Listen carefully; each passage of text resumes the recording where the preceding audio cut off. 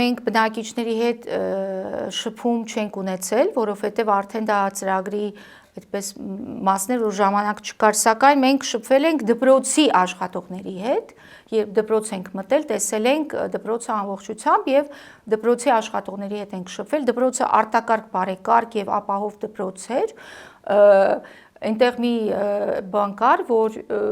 ամեն ինչ այնքան նոր էր, որ այնպեսի տպավորություն էր, որ մի քիչ ցուցահանդեսի նման իրենք այսպես ամեն ինչը պահում են պահարաններում ուսուցիչները ու հնարավոր է որ չեն օգտագործում։